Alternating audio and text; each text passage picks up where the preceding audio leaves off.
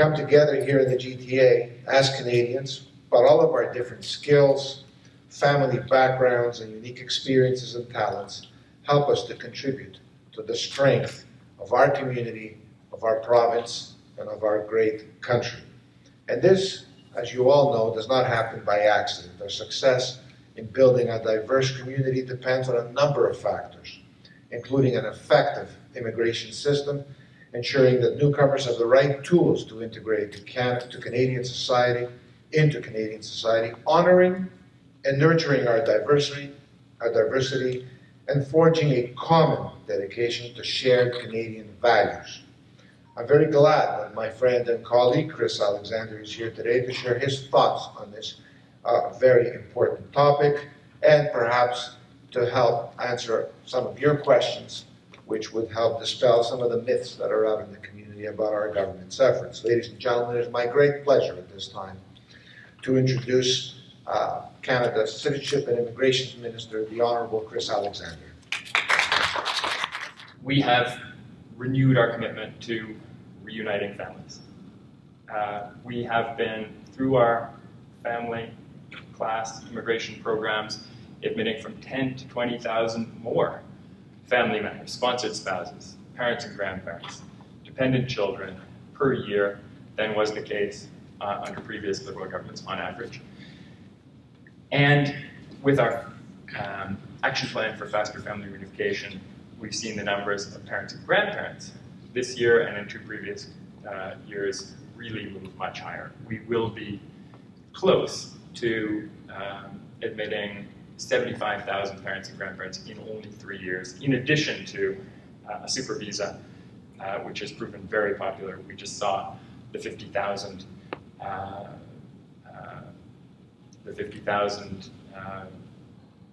issuance number reached a couple of months ago for super visas in only 3 years.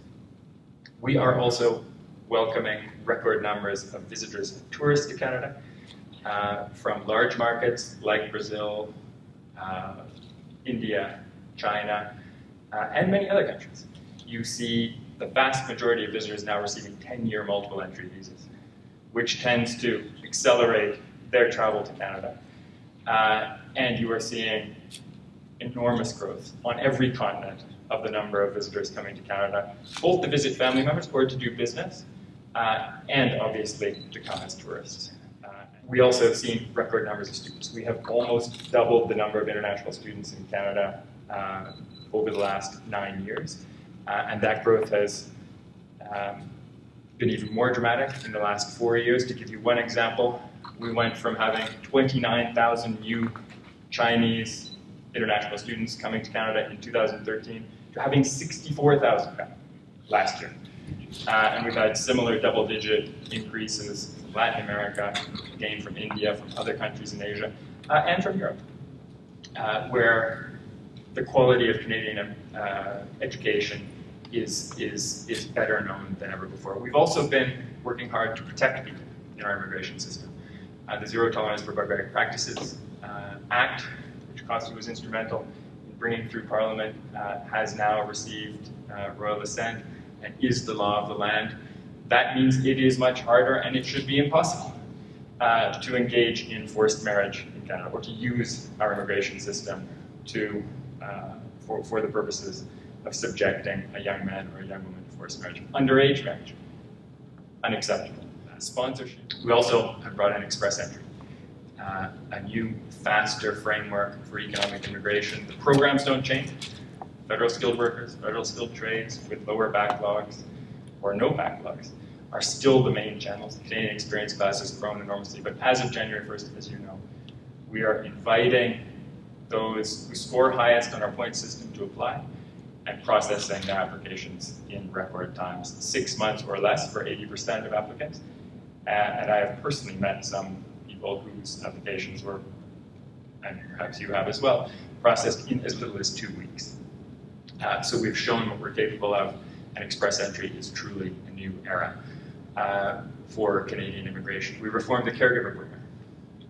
Again, a big backlog, an unfortunate backlog, separation of families for those who were working so hard in Canada in such important roles that would often last a decade.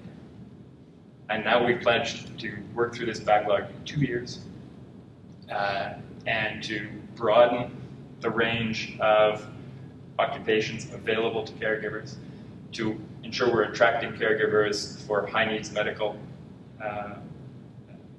patients, those who need care at home or in institutions that is a bit more specialized than we've seen in the past, as well as ensuring families can get the care that they need for children or for loved ones.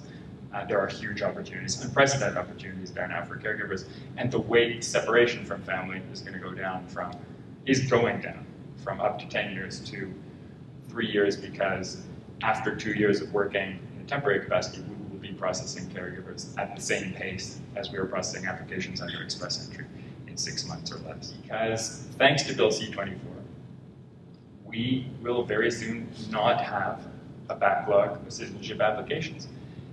We have made 262,000 new Canadians citizens in 2014 alone. That very high pace of production continues in 2015. And at the same time, we've been very clear what the requirements are for citizenship: knowledge, language, residency, 4 years out of 6, and what the circumstances are under which citizenship can be revoked. We have long had the ability to revoke it for fraud, for misrepresentation. We have done dozens of such revocations in recent years. Those measures were actually brought in by Liberal governments. And we have simply added the provision for revocation based on convictions for terrorism, treason, espionage, crimes that very few Canadians commit, but crimes that are serious enough to call into question one's allegiance to Canada, crimes that most Canadians see as incompatible with the values of Canadian citizenship. And that measure, as everything we've tried to do, is there both to show how generous we are. There is no country in the world that naturalizes, that offers citizenship to so many immigrants. And our immigration numbers are at record levels in Canadian history. But we can only do that when the rules are clear and when the scope for abuse is reduced to the bare minimum, 0 if we can achieve it. We've tried to innovate in our immigration programs. We have a startup visa for entrepreneurs, unique in the world. We are undertaking unprecedented measures with partners across the country to attract francophones to Canada. We are attracting investors to put their resources into the venture capital sector, which is so important for the GTA and for all of Canada. And we are committed to being the country in the world that is the most agile, that is the most responsive, that is the most prepared to adjust its immigration programs to suit the needs of a changing economy, a strong economy, but an economy that depends on the quality of its workforce, on the quality of the talent that we can attract from around the world, and of course, educate, train, and develop within our own borders. And we can now say credibly that temporary foreign workers are not coming unless truly there is not a Canadian available to do the job. And when it comes to caregivers, we have a lot of caregivers now who are permanent residents. Some of them will continue in caregiving, some will go into other fields, but they are now among those Canadians who have to be considered first before a new temporary foreign worker is brought. So the system is working as we had hoped, and I think caregivers are among the foremost beneficiaries of our recent reform. Very simple answer there. Anyone who studies and then works for a year or more in an eligible occupation will be eligible for express entry and will benefit from this much faster processing that we now have. We've seen a lot of Filipinos transition from caregiving work, temporary caregiving work, but also from every other field, and it's for that reason that the Philippines was our top country of origin last year. Thank you, everyone, for coming today. Thanks for your commitment to telling the story of Canadian citizenship, immigration, and our passport program. This is a team effort, and we are strong as a country because of our reforms, because of the growth we've had, because the news gets out. And we depend on you for that, and we're very grateful to you for all the time that you spend in news conferences like this and every day. Transmitting, conveying a very complex set of reforms to a very large audience inside Canada and outside. And sometimes it looks complex, sometimes overwhelming, but the results are very clear. We've had the highest sustained levels of immigration in Canadian history, 260,000 plus on average over the last 9 years, 280,000 this year.